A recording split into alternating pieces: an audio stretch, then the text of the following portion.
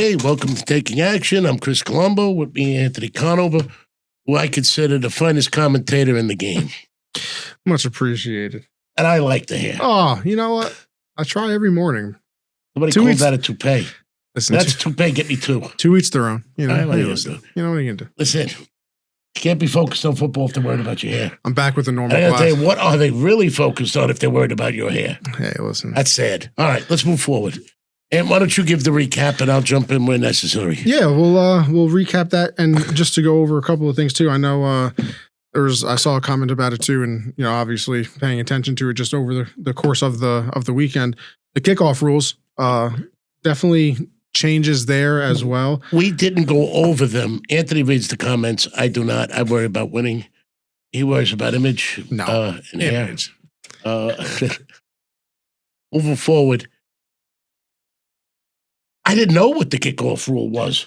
I watched the games, and they said in the comment, you told me 35. I think it's the 40-yard line.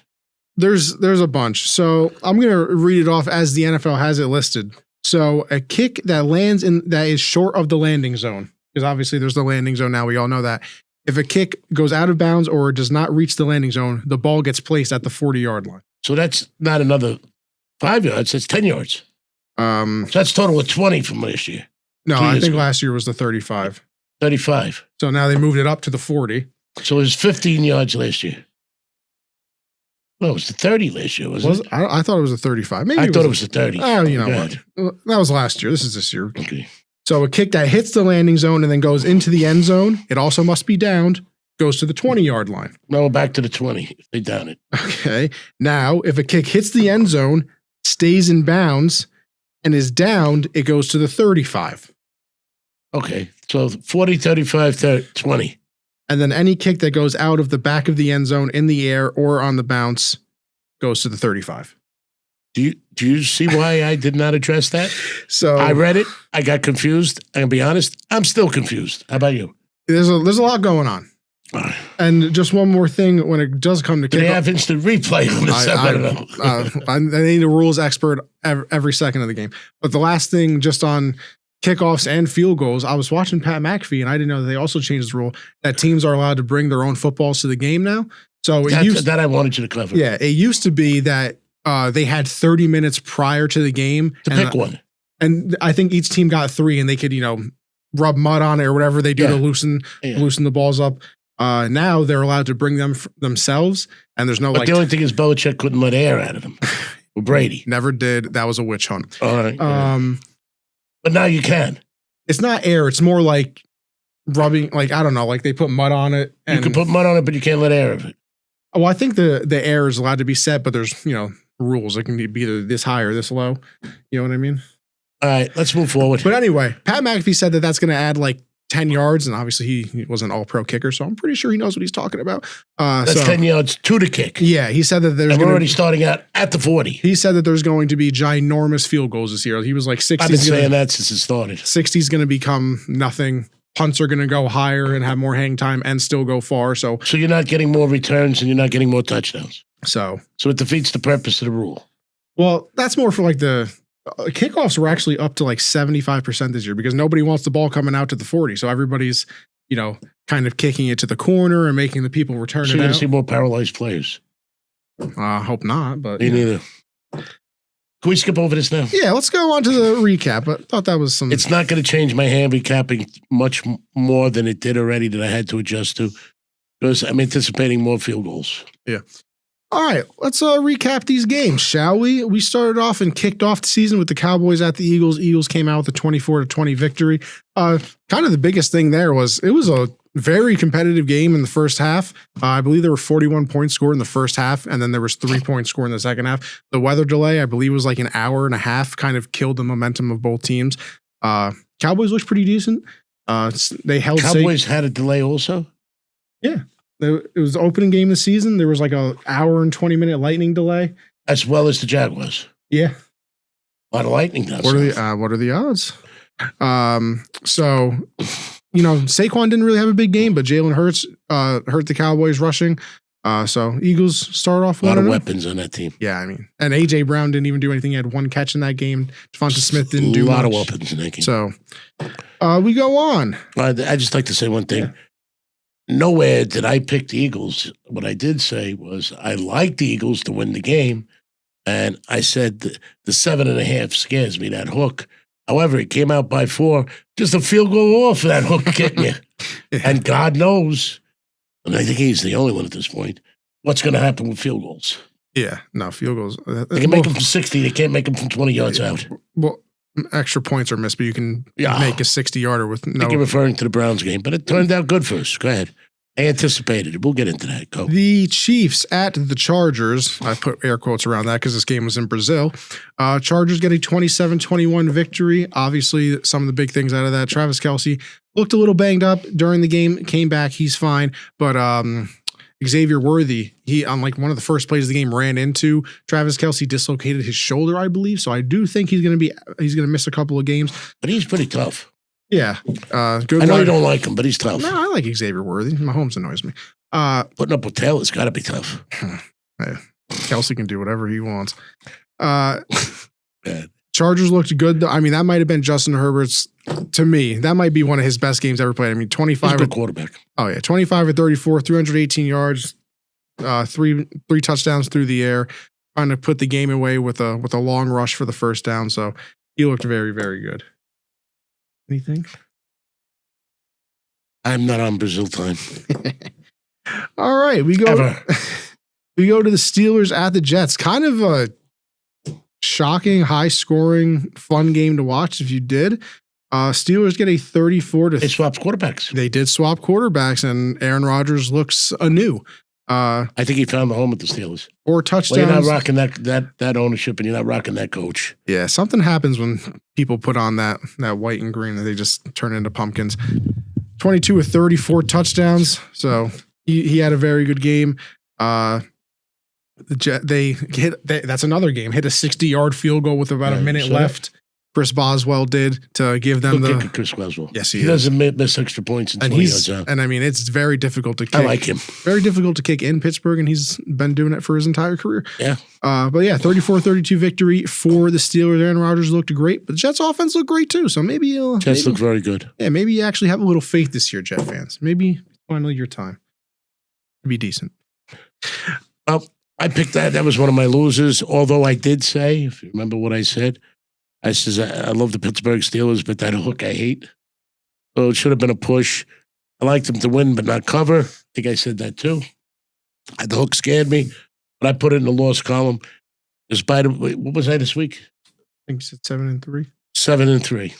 I mean, that's not bad, guys. Let's go.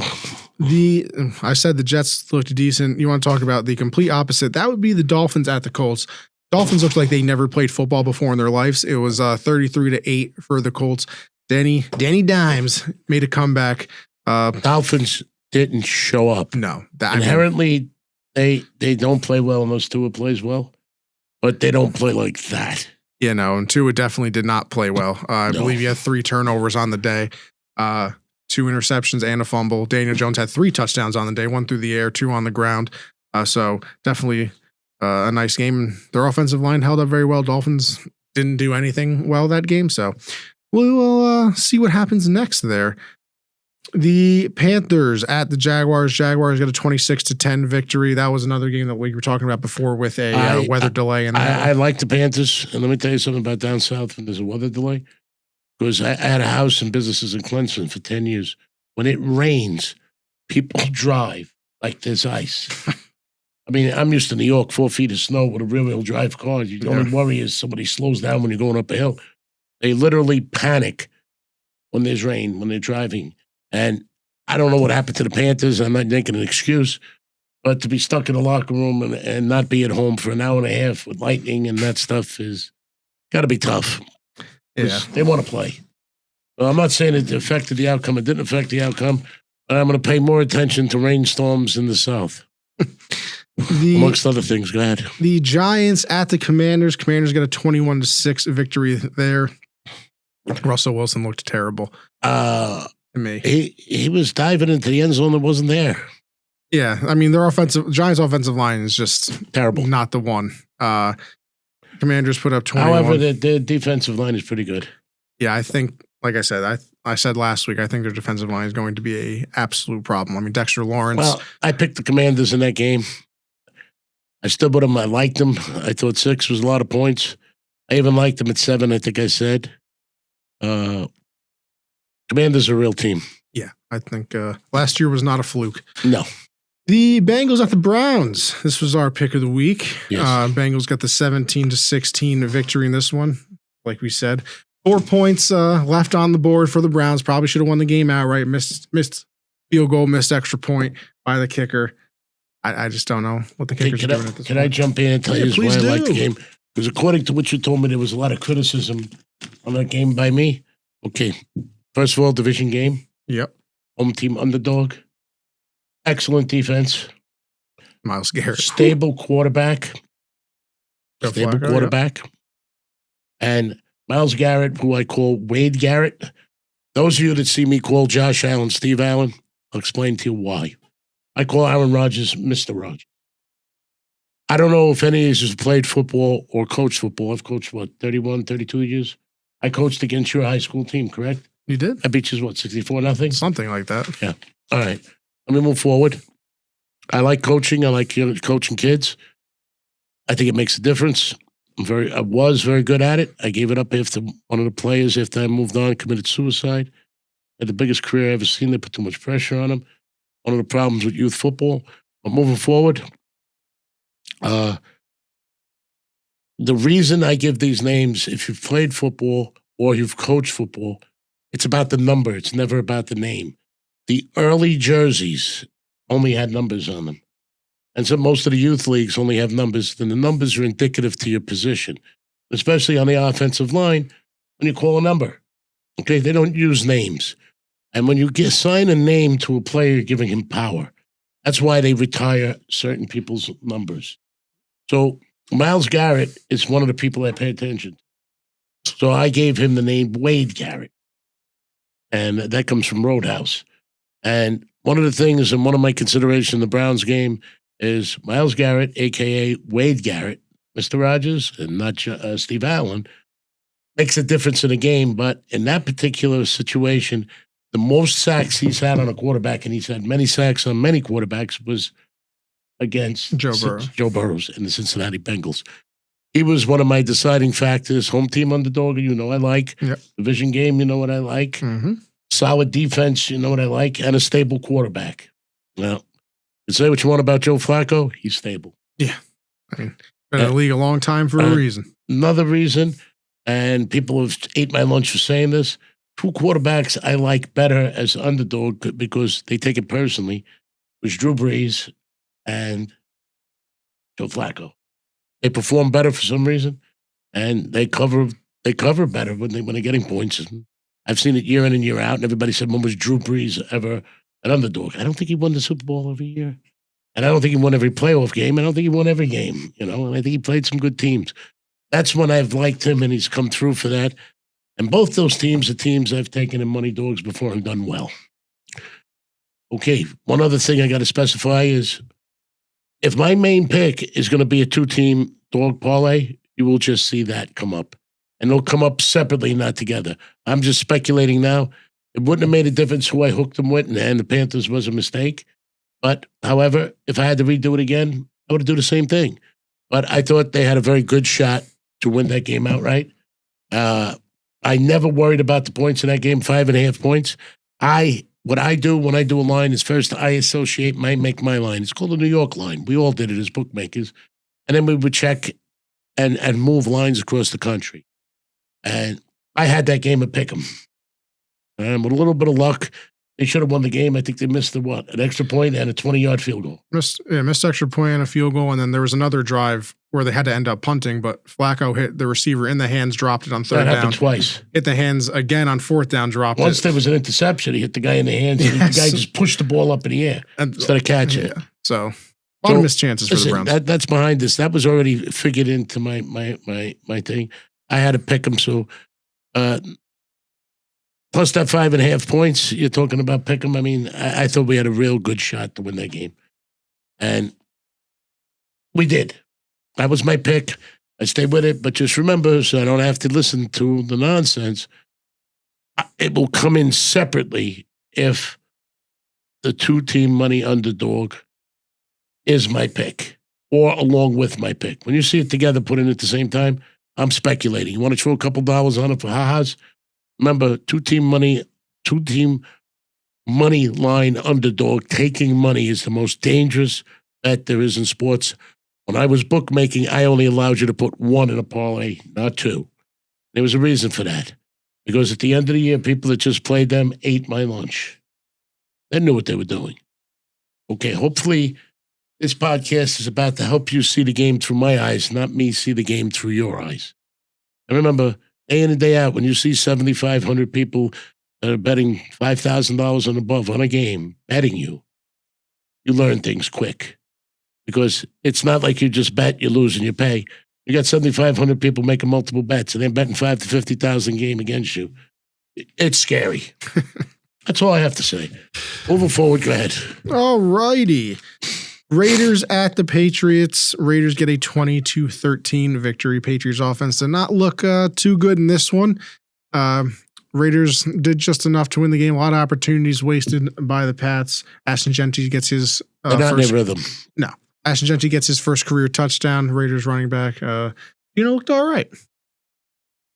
Nothing I would bet on or bet against for that reason. Go ahead. The Cardinals at the Saints. Cardinals get a 20-13 victory in that one. Honestly, Saints didn't play as awful as I thought they were going to. It was a competitive game.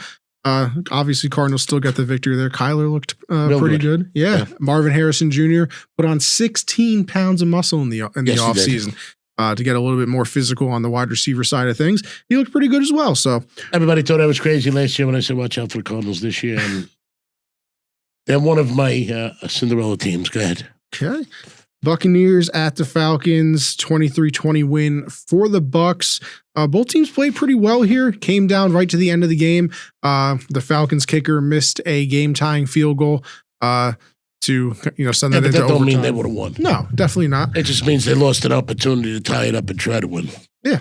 So a solid game there. Emeka Egbuka is the wide receiver for the Buccaneers. Had a very good game. I think he scored 2 touchdowns in that one. So fantasy darling that everybody was talking about in the preseason. Played very well.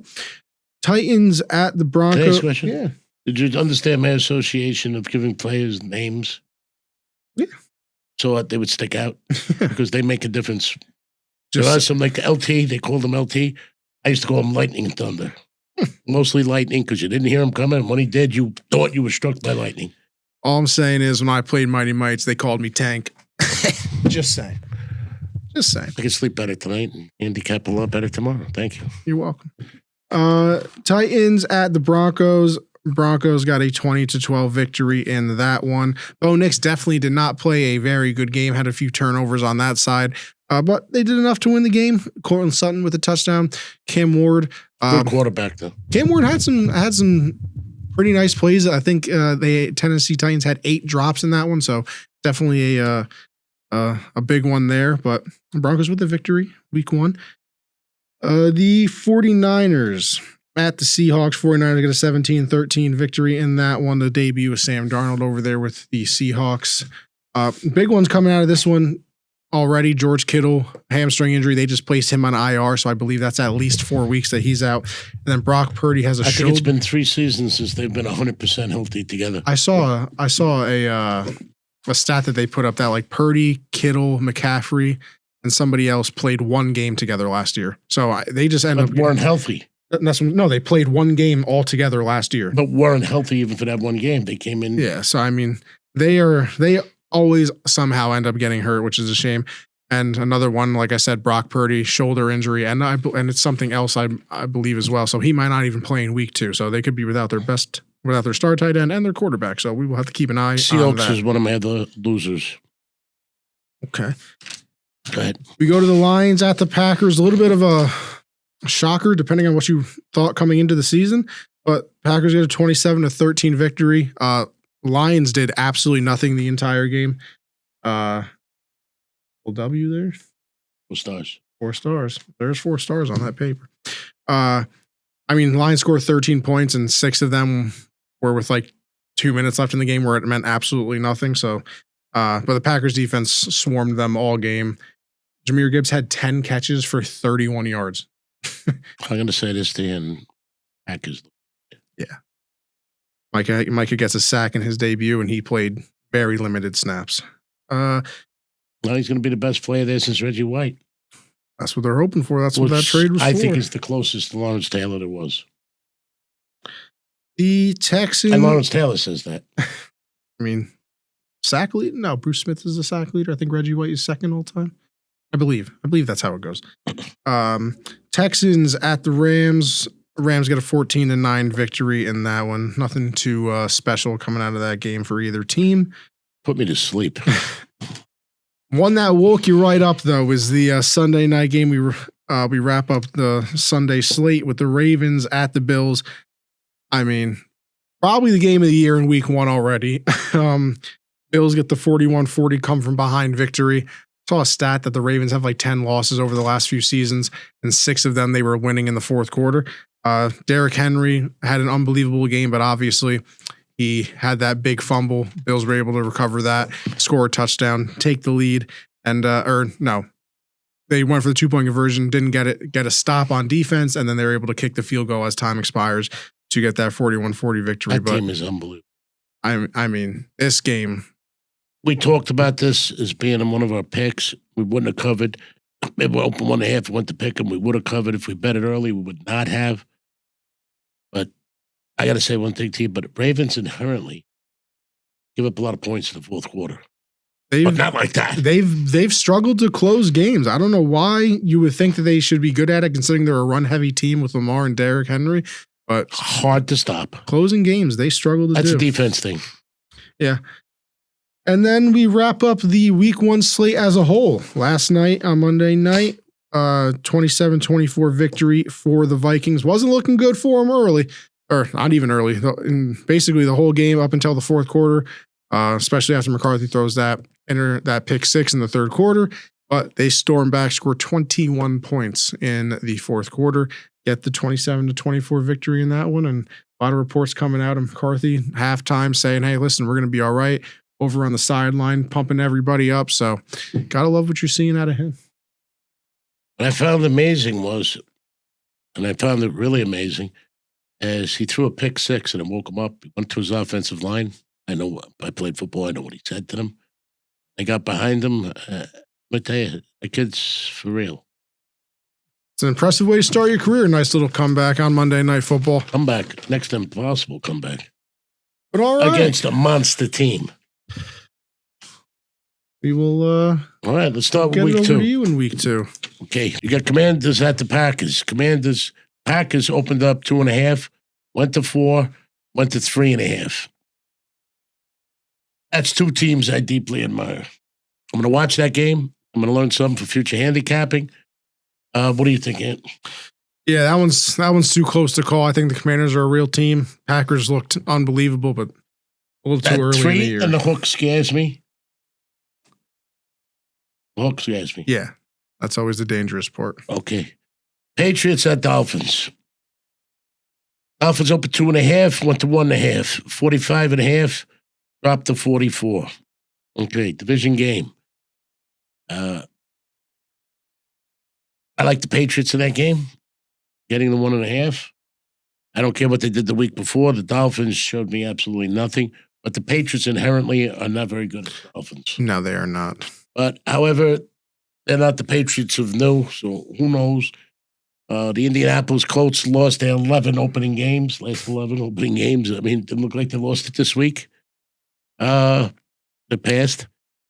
But for the record, this is a week. People should watch the show before they bet, even with the juice reel.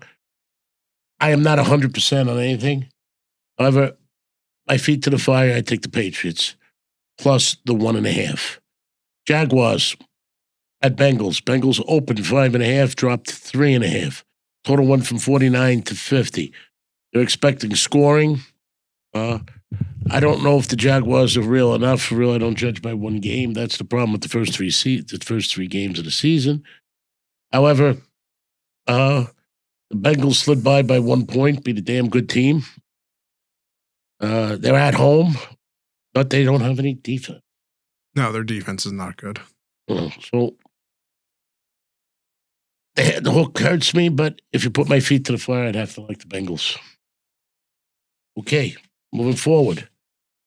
Division game, Browns against the Ravens. Ravens open up 12.5, drop to 11.5. Went from 44.5 to 45, not much of an increase. However, it will definitely not be my bet, but if I had to bet and I have to give you an opinion on what the hell are we doing here, I like the Browns plus the 11.5.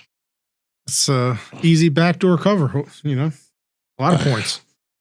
Well, I'm definitely not saying I like them outright. Yeah. That'd be a tough call. Okay, moving on to the Giants-Cowboys. Okay, Cowboys opened up at 3, went to 5, now they're at 5.5. 44.5 is your total. I don't know. Inherently, they've always played each other close. Let's go to the next one. Rams opened up -5.5, went to 5, playing the Titans. Titans, I'm going to tell you the truth. The quarterback didn't do a bad job. I think he had 8 drops. 8 drops. And they were right on the numbers. They're not like drops that he had to work hard to try and get. So that means the quarterback's throwing the ball. The receivers could work on that. Rams didn't show me as much as I'd like to see against last week. I don't like games that open 5.5. I told you that. That means I don't know what to do with them. I'm going to watch the game for the future. Okay. Bills-Jets. Bills opened up at 8. It's a division game. So was the Giants. Opened at 8, dropped to 6.5. Okay. Total's 44.5 to 45.5. They're expecting scoring. I don't know. Bills inherently don't play the Jets well. They played hard against the week before. I got to be honest with you. If you put my feet to the fire, I got to like the 6.5. I thought the quarterback for the Jets did a good job. I think their defense, if they gets back in rhythm, is good defense. Like I said, there's not a lot I really like this week, but I'm giving you my opinion. If I was still booking, instead of the 6.5, I opened that up 6. So when I used to say lean, people didn't understand. So what I'm giving you, I give you the one I bet, and then I'll give you the ones I shade. Okay. As I like them, I would have shaded them. Okay. Bears, Lions. Okay. I believe that's another division game, correct? Yes, it is. Okay. Bears are at Lions, open 4.5. I think it went to 5.5 Lions, right? I could check for you again. Make sure that we're all proper Just, there. Some of them went and then went back. Yeah, a lot of movement on the A lot of movement on the lines. A lot of movement. Let's take a quick gander. Almost as much as my microphone. We're looking at the Bears line. By that. Would help 5.5. That tells you. 4.5 to 5.5. Lions didn't show me much. Bears showed me a little something. Not enough to make a decision in a division game. Let's move on. Seattle Seahawks at the Steelers. Steelers opened up 2.5, went to 3, went back to -2.5. 41.5 is the total of 40. It's a 1.5 drop. That means they're not looking at as much offense as they thought they would. Steelers look real good to me. I like the Steelers -2.5. Book scares me once again, like last week. What is it with the Steelers and 2.5? However, the Seahawks showed me a sound football team. Let's go forward. 49ers opened 7, went to 6.5, went to 4.5 against the Saints. 44 was the total, dropped to 43.5. A lot of injuries. Yeah, a lot of injuries on that. Without your quarterback, that's a tough one. That's tough with the quarterback's out. Yeah, they don't know if Brock Purdy's going to play. And I think Christian McCaffrey is questionable, right? I think McCaffrey's, believe it or not, finally good. All right. But he did come out for a play to hurt. Well, I mean, they're easing him, I would say. Easing him. All right, let's move on. Okay, Panthers at Cardinals. You're never going to hear me say this often. I'd like the Panthers to come in a little more explosive. They did not. However, Cardinals opened 4.5, went to 6.5. That tells you not only the volume of money's on them, the sharp money's on them. Opened up 46.5, went to 45. I don't think they're thinking the Panthers could score. You're not going to hear me say this often, and I wouldn't do it as an actual bet. But my feet to the fire, I like the 6.5. I'm laying it, and I don't. Okay, let's move to the Broncos or Colts. By the way, that was the first 4 o'clock game with the Panthers Cardinals. Those who watch football, and the rest were 1 o'clock. Okay, Broncos Colts, except for the Thursday night game. Broncos Colts. I got to watch it. Hey, We all know the schedule. If you're a real football fan, you know the schedule by now. I don't know. They seem to want to make fun of me no matter what they say. You know us mucus monsters. So anyway, Broncos -3, dropped to 2.5 at Colts. Totals 44.5, went to 41.5. That's a big drop. I don't understand it, especially the amount of points the Colts scored. Maybe they thought the Broncos. Doesn't make sense to me. Great Broncos defense is all I can really think of. Yeah, but then why did it open up 44.5 and drop to 41.5? That's 3 points on the total. That's a lot of points drop. On the rule of thumb, if the line moves 3 points, you should go with it. But I'm not doing that. I stayed away from those totals. I like the Broncos in that game. I don't believe Jones is ever going to repeat what he did again. If he does, God bless him. I just don't think Miami showed up. I mean, that was one of the worst performances I've seen in a while. The defense didn't show up. They got bullied. No, they literally got bullied. Well, they just didn't show up. I mean, inherently, they don't play well if Tua doesn't. But at least they try to hang in there until he wakes up. And let me tell you, he's taking the hits. I don't blame that guy. He looked a little disoriented. Okay, got the Eagles at the Chiefs. Chiefs opened up 1.5. Went to pick them. Went to 1.5 Eagles. That's a Super Bowl rematch. Chiefs are at home. Eagles are tough. I'm going to enjoy watching that game. I got to tell you the truth, I'm rooting for the Eagles. Me too. No kidding. Okay. My brother's an Eagles fan, you know? Buccaneers at Texans. Texans, by the way, that totals 45.5 to 47 with the Eagles. Buccaneers at Texans, -1.5, -1.5, went to 2, went to 2.5. Total opened up 46.5, dropped to 43. That's 3.5 points drop. I don't know what could cause that, but you could take a look at it. I'm not thinking about it. It's still the first 2 weeks. I don't know what they're judging it by, but right now, you can't tell. But, however, I don't like anybody in that game, and you know I stay away from the Texans. Sunday Night Football, Falcons at Vikings. Vikings, 4.5, stayed 4.5. 45.5 to 44.5, dropped a point. Okay. I like the Vikings a lot.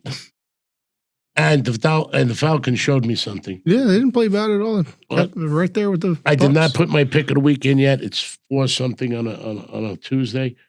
Late for me. We had a few things to discuss.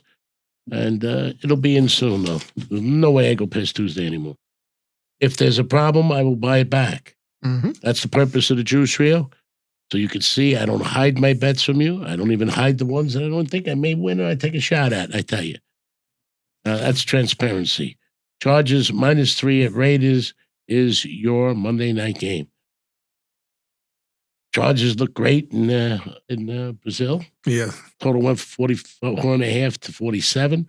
I think they were expecting. That's a National League game. I believe it's a division game. Yep. A National League televised. I believe it's a division game. I don't watch that game. They're inherently a rival. They've always given good Monday night games. Always. We'll see what happens. Let's hope it continues. And just a couple things I want to go over. You got your 35, 30, 40, 20-yard rule. Yeah. Got the rubbing on the mud on the ball rule. Okay, let's go forward to, we left out the biggest rule of all. There's no longer chains for first downs. I mean, they're there, but virtual now, right? But they don't show you. So I don't know if you like it, you don't like it. But the good thing is it doesn't slow the game down with people throwing the flag, making the first down, didn't make the first down, that kind of stuff. It doesn't slow down the rhythm. That's a good thing. I don't know if you trust the league. I don't. So I didn't see any like measurements. So I didn't see it. You're not going to see them. I didn't see it this week then. I don't see anything. They either make the first down or they don't. And they don't even show you where it went to if they didn't, that I saw. That's a rule that I guess you missed to ask me about, but I did not. That's a pretty important one. I don't know if first downs are as important as the 35 or the 30 or the 40, but I think they're pretty damn important in football. Okay, secondly, my picks will be going in today or pick. This is not a week that I'm excited about. I see 2 games I like. I'm going to decide, but I don't really like them.